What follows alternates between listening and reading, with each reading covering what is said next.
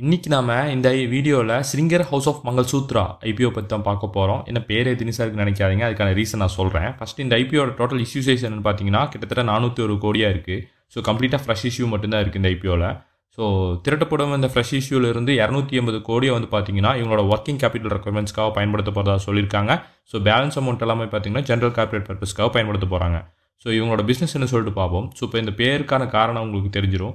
So மங்கள்சூத்ரா அப்படின்னு சொல்லி பார்த்தீங்கன்னா நாட்டில் வந்து நம்ம திருமண தாலி அல்லது மாங்கல்யம் சொல்லக்கூடிய தாலியை தான் வந்து பார்த்தீங்கன்னா தயாரிக்கக்கூடிய நிறுவனம். ஸோ அதனால தான் அந்த பேர் அப்படி வச்சுருக்காங்க.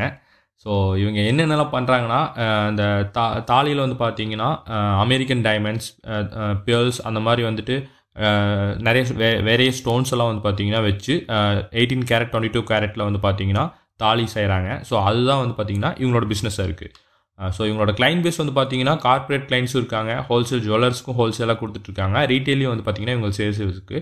ஸோ 3 கேட்டகரியிலுமே வந்து இவங்க கிளைண்ட் பேஸ் இருக்குது. ஸோ இவங்க ஆக்டிவிட்டிஸ் பிஸ்னஸ் ஆக்டிவிட்டி வந்து பார்த்தீங்கன்னா 24 ஸ்டேட் 4 யூனியன் டெரிட்டரிஸில் இந்தியாவில் இருக்குது. ஸோ அது மட்டும் இல்லாமல் குளோபல் ப்ரெசன்ஸ் இருக்குது. யூகே, நியூசிலாந்து, யுஏஇ, யூஎஸ்ஏ மற்றும் ஃபிஜியில் வந்து பார்த்தீங்கன்னா இவங்களோட பிஸ்னஸ் ஆக்டிவிட்டிஸ் வந்து இருக்குது.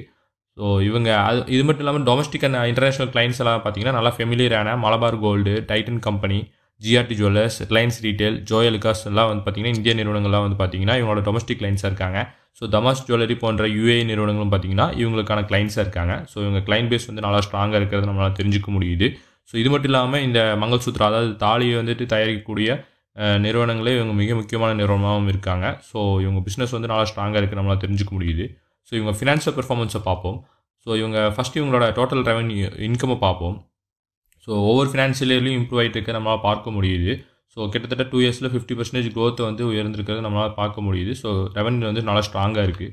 ஸோ இவங்க ப்ராஃபிட்டும் வந்து பார்த்திங்கன்னா நல்ல இம்ப்ரூவ்மெண்ட்டை நம்மளால் பார்க்க முடியுது. 2023 2025 ஹியூஜ் க்ரோத் நம்மளால் பார்க்க முடியுது. டபுளாக இருக்குது இவங்களோட ப்ராஃபிட்டு. ஸோ ப்ராஃபிட்டபிலிட்டி நல்லா இம்ப்ரூவாக இருக்கிறது நம்மளால் தெரிஞ்சுக்க முடியுது. ஸோ இவங்களோட எபிடாவும் வந்து பார்த்தீங்கன்னா மார்ஜின்ஸ் வந்து நல்லா இம்ப்ரூவ் ஆகிட்டு இருக்குது, டபுள் ஆகிக்குது நம்மளால் தெரிஞ்சுக்க முடியுது. ஸோ நெட்வொர்க் வைஸில் பார்க்கும்போது இவங்க வந்து பேலன்ஸ் ஷீட் வந்து கன்சிஸ்டண்ட்டாக ஸ்ட்ரென்த் ஆகிட்டு இருக்குது நம்மளால் தெரிஞ்சுக்க முடியுது. ஸோ பாரோயிங்ஸ் வந்து பார்த்திங்கன்னா ஒவ்வொரு ஃபினான்ஷியல் இயர்லையும் பார்த்தீங்கன்னா அதிகமாகிட்டு இருக்குது. பட் ரொம்ப ஹியூஜாக இல்லை, மாட்ரேட்டாக ரைஸ் ஆகிட்டு இருக்கிறத நம்மளால் தெரிஞ்சுக்க முடியுது. ஸோ ரிசர்வ்ஸ் அண்ட் சர்ப்ளஸில் பார்க்கும்போது ஸ்டெடியாக இன்க்ரீஸ் ஆகிட்டு இருக்கிறதையும் நம்மளால் தெரிஞ்சுக்க முடியுது.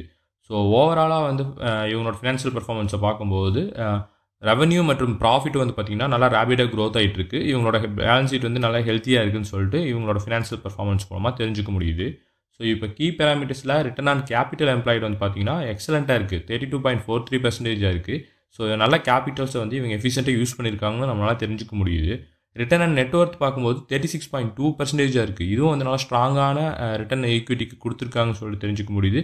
ஸோ டெப்ட் ஈக்விட்டி ரேஷியோமே வந்து பார்த்தீங்கன்னா 1க்கு கீழே தான் இருக்குது. ஸோ மாட்ரேட்டாக இருக்குது. ஸோ நல்லா தான் இருக்குது இதுவும். ஸோ பேட் மார்ஜின் மட்டும் பார்த்தீங்கன்னா 4.27 இருக்குது. பட் இது வந்து பார்த்தீங்கன்னா ரொம்ப பெரிய மார்ஜின்னு சொல்ல முடியாது.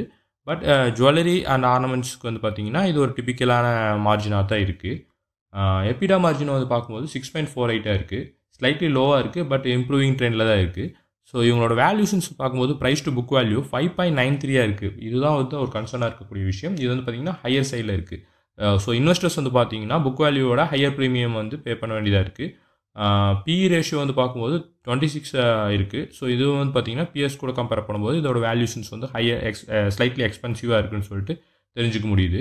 ஸோ இப்போ இந்த ஃபைனலாக இவங்களோட கன்க்ளூஷன், அதாவது கீ பேராமீட்டர்ஸோட கன்க்ளூஷனுக்கு வருவோம். ஸோ ரிட்டர்ன் அண்ட் கேபிட்டல் எம்ப்ளாய்டும் ரிட்டர்ன் நெட்வொர்த்தும் வந்து பார்த்திங்கன்னா நல்லாவே இருக்குது இவங்களோட இந்த நிறுவனத்தில்.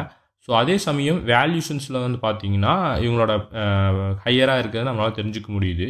ஸோ ஓவரால் ஃபினான்ஷியல் பெர்ஃபார்மன்ஸில் இவங்களோட ப்ரைஸ் டு புக் வேல்யூ மற்றும் பிஇ ரேஷியோ தவிர மற்ற எல்லாமே வந்து பெட்டராக இருக்குது.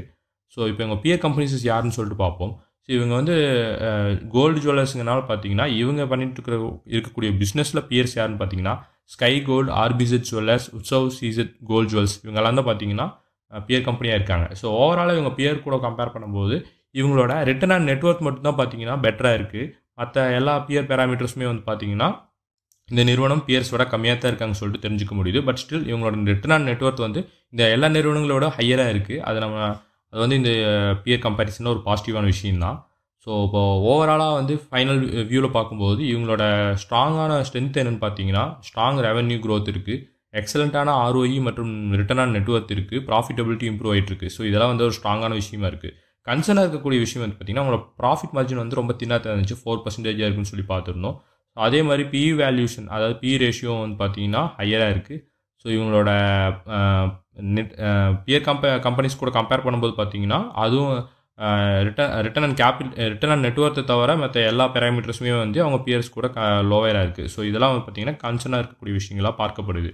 ஸோ இந்த ஐபிஓ அப்ளை பண்ணலாமா வேணாமா அப்படிங்கிற பாயிண்ட் ஆஃப் வியூவுக்கு வருவோம்.